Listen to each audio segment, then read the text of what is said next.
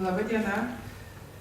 Aš noriu pristatyti Lietuvos pedagogų asociacijos projektą, kurio pavadinimas buvo pedagogų švietimo pagalbos specialistų ir tėvų surdopedagoginių kompetencijų plėtoti. Mūsų programos tikslas buvo skatinti visų suaugusių, kurie kažkaip prisiliečia prie klausos negalią turinčių vaikų ir mokinių ugdymo, bendradarbiavimą ir plėtoti jų surdopedagoginės kompetencijas.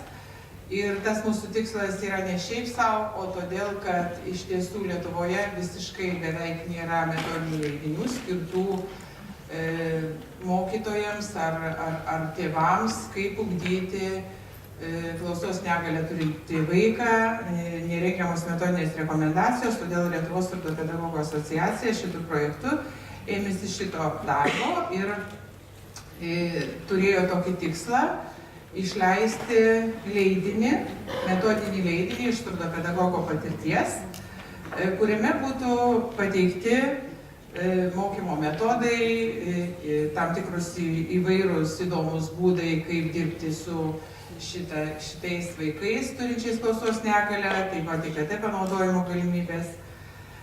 Mūsų programos dalyviai ir partneriai buvo 5 bendrojo ugdymo teikiančios klausos negalią turintiems vaikams ugdymo įstaigos iš Kauno, Vilniaus, Panevėžio, Klaipėdos ir Šiaulių. Mūsų projekto rezultatai, kaip aš ir minėjau, pats pagrindinis tai yra metodinis leidinys, kuris išleistas 250 egzempliorių tiražu. Jame yra 10 straipsnių įvairiomis temomis pagal mūsų projekto uždavinius. Ir jisai yra išdalintas surdopedagogų asociacijos nariams, taip pat šių mokyklų bibliotekoms. Taip pat antras mūsų projekto rezultatas tai yra suorganizuotas Respublikinis kvalifikacijos tobulinimo webinaras visiems dalyvavusiems projekte, visų dalyvavusių projekte ugdymo įstaigų surdopedagogams. Ir dalyviai buvo net 74 dalyviai iš visų 5 ugdymo įstaigų ir iš kiti asociacijos nariai. Kokiegi buvo mūsų iššūkiai? Mūsų iššūkiai buvo tokie, kad mums reikėjo kažkaip motyvuoti ir suburti surdopedagogus iš visų skirtingų įstaigų, kad jie rengtų straipsnius, dalintųsi patirtimi, tuos straipsnius redaguoti ir parengti leidybai.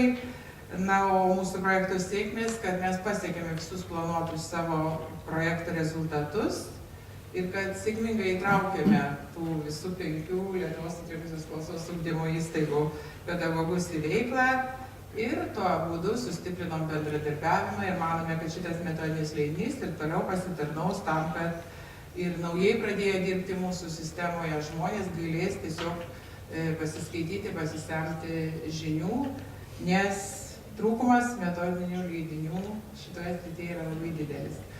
Be abejo, dėkojame Ugdymo plėtotės centrui už bendradarbiavimą. Visų pirma, už tai, kad galėjome dalyvauti projekte, o vėliau ir už labai geranorišką bendradarbiavimą, atsakymus į visus mūsų rūpimus klausimus. Ir tikimės ir toliau bendradarbiauti. Ačiū labai.